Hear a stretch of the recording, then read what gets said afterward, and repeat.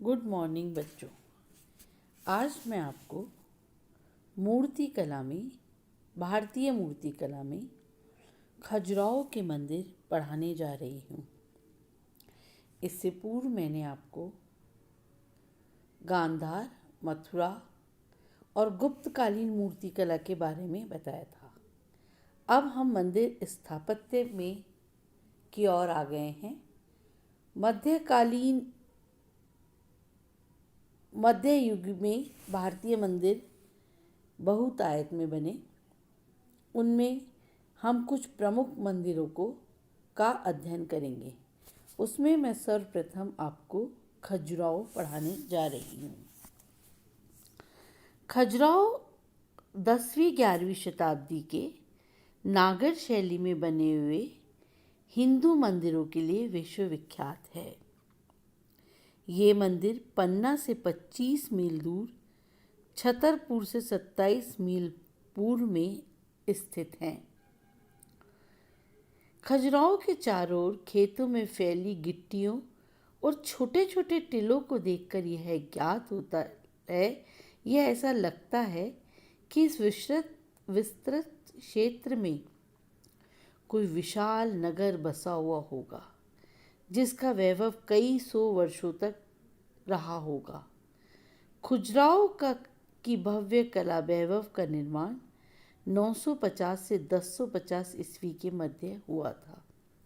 ये मंदिर आर्य शिखर शैली के गौरवमय उदाहरण है। चंदेल नरेश शैव मत के अनुयायी थे, लेकिन वे सभी धर्मों के समर्थक थे।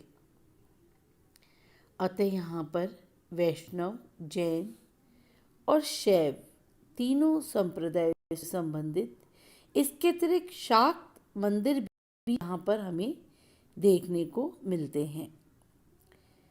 खजुराहो में विभिन्न मंदिरों का एक समूह है। कहा जाता है कि कभी यहाँ पर 85 मंदिर थे, किंतु वर्तमान में मात्र 22 से 23 मंदिर ही कुछ ठीक स्थिति में है।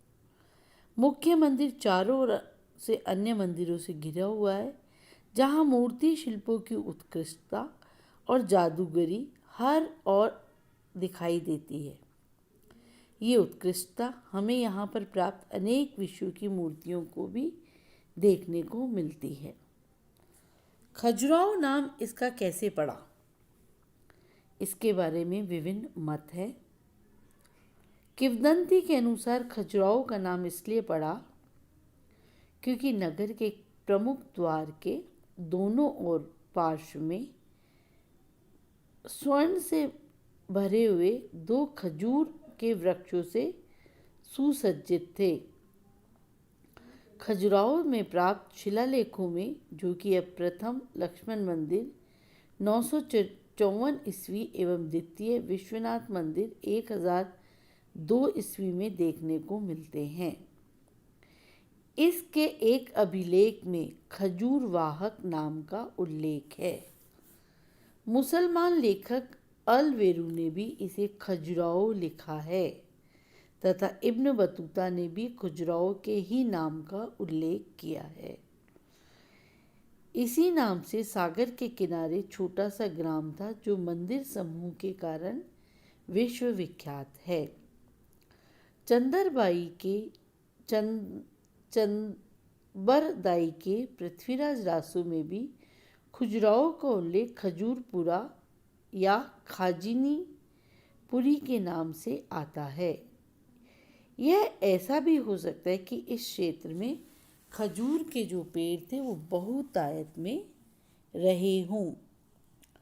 खजुराहो में शैव मंदिरों के अंतर्गत कंदरिया महादेव, विश्वनाथ, दूलादेव और मांगतेश्वर, लालगुआ महादेव के मंदिर, वैष्णव मंदिरों के अंतर्गत लक्ष्मण मंदिर, वराह मंदिर, वामन मंदिर, जवारी मंदिर, चतुर्भुज मंदिर, चित्रगुप्त मंदिर तथा ब्रह्म मंदिर के नाम से ज्ञात मंदिर भी वस्तुतः शिव मंदिर में ही माना गया है। इसी तरह शाक्त मंदिरों के अंतर्गत देवी जगदम्बा मंदिर, 64 योगिनी का मंदिर, तथा जैन मंदिरों के अंतर्गत पार्श्वनाथ, आदिनाथ और घंटई आदि मंदिर विशेष रूप से उल्लेखनीय हैं। इन सभी मंदिरों का निर्माण 900 से 1150 ईस्वी के मध्य हुआ था। इनके निर्माण काल की दृष्टि से भी हमें इन्हें दो भागों में विभाजित कर सकते हैं, पूर्ववर्ती और परवर्ती। इनमें से 64 योगिनी, लाल गुहा महादेव, ब्रह्म मंदिर, मांगतेश्वर मंदिर और वराह मंदिर, ये मंदिर पूर्ववर्ती मंदिरों में आते हैं, जबकि शेष मंदिर परवर्ती वर्ग में शामिल किए जा सकते हैं। खजुराहो की शैली किस प्रकार की रही, इस बारे में अगर हम देखें तो खजुराहो निसंदेह चंदेल कला केंद्रों में सर्वाधिक महत्वपूर्ण केंद्र रहा है। ये मंदिर नागर शैली की उत्कृष्टतम उदाहरण है। इनकी स्थापत्यगत योजना एवं शिल्प संयोजन तथा वैभव समकालीन स्मारकों में अद्वितीय है। खजुराहो में भी मूर्तियां मुख्यतः मंदिर के विभिन्न भागों यानी मंदिर के बाहरी भाग में, मंदिर की भीतरी भित्तियों पर, गर्भगृह में, शिखर पर, जगती पर, प्रदक्षिणा पथ पर आदि सभी स्थानों पर उत्कीर्ण की गई है। प्रारंभ में लक्ष्मण मंदिर, जो करीब लगभग 950 ईस्वी का है, तक बाह्य एवं गर्भगृह की भित्ति पर देव, अप्सरा, व्याल एवं काम आदि से संबंधित मूर्तियों की केवल 2 ही पंक्तियां मिलती है। किंतु जैसे जैसे हम देखते हैं कि 950 ईस्वी के बाद जो मंदिर बने, जिनमें स्पेशली पार्श्वनाथ मंदिर, विश्वनाथ मंदिर, कंदरिया महादेव मंदिर तथा अन्य मंदिरों पर मूर्तियों की 2 सामान्य पंक्तियों के ऊपर गंधर्व, विद्याधर, किन्नरों की आकृति वाली तीसरी पंक्ति भी बनने लगी। खजुराहो में क्रमशः मंदिरों पर इस प्रकार की मूर्तियों की संख्या धीरे धीरे बढ़ती ही गई। यद्यपि मूर्तियों की पंक्तियों में स्थान का संयोजन अपेक्षित अंतर के स्थान पर बिल्कुल सटे सटे रूप में बनाया गया है, तथापि ये मूर्तियां मंदिरों की स्थापत्यगत योजना का अंग प्रतीत होती हैं। मूर्तियों की चित्ताकर्षक भव्यता मंदिरों के सौंदर्य में वृद्धि करती है। मूर्तियां सामान्यतः खड़ी मुद्रा में हैं एवं उनकी मुखाकृतियां और शरीर रचना में वर्कता और इंद्रियता के दर्शन होते हैं, विशेषकर अप्सराओं एवं काम कला से संबंधित मूर्तियों में। खजुराहो की मूर्तियों में निर्माण शैली में कालगत विशेषताएं स्पष्ट रूप से दिखाई देती हैं। इसलिए कभी कभी एक ही मंदिर की मूर्तियों में स्पष्टतः शैलीगत भिन्नता देखने को मिलती है।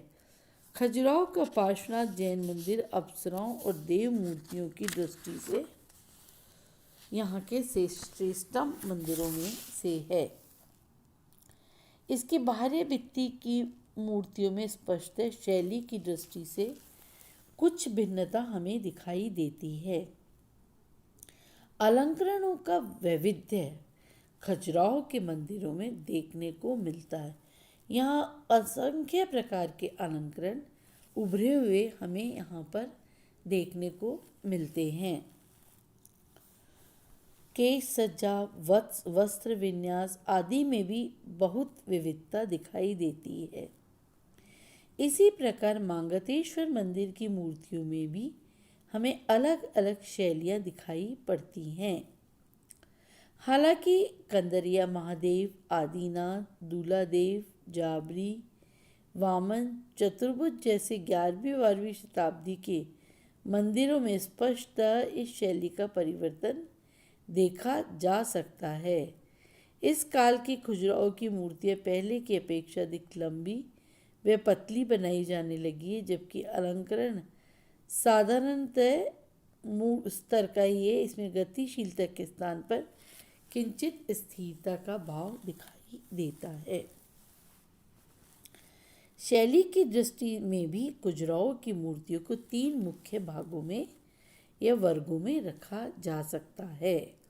पहले वर्ग में चारों ओर से कोर कर बनाई गई ऐसी मूर्तियां जो मुख्यतः गर्भगृह में स्थापित है, जैसे लक्ष्मण, चतुर्भुज, वराह, वामन आदि मंदिरों की मूर्तियां। दूसरे वर्ग में 3 पार्श्वदर्शी मूर्तियां आती है, जिनका निर्माण मंदिरों की बाहरी एवं भीतरी भित्तियों तथा शिखर पर किया गया है। इनमें शिव, विष्णु, ब्रह्मा, राम, बलराम, अष्टदिक्पाल, अप्सराओं, ब्याल आदि की आकृतियां आती है। तीसरे वर्ग में विभिन्न गहराइयों में काटकर बनाई गई ऐसी मूर्तियां आती हैं जिनका उभार दूसरे वर्ग की तुलना में कम है। ये आकृतियां मंदिर की जगती, जंघा, अधिष्ठान, शिखर, अर्धमंडप, वरंडा, प्रवेश द्वार, उत्तरंग आदि पर उत्कीर्ण हैं।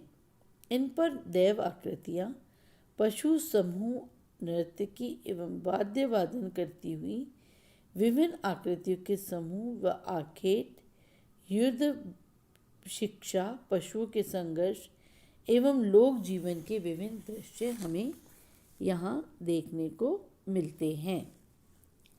अब हम खजुराहो के मूर्ति शिल्प के विषयों को देखेंगे।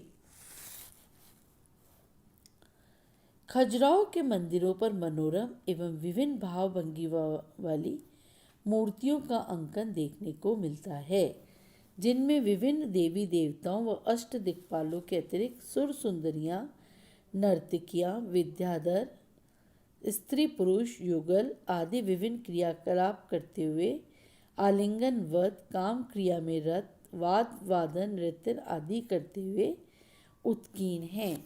हम खजुराहो के मूर्ति के विषयों के बारे में डिटेल में कल के वीडियो में पढ़ेंगे। धन्यवाद।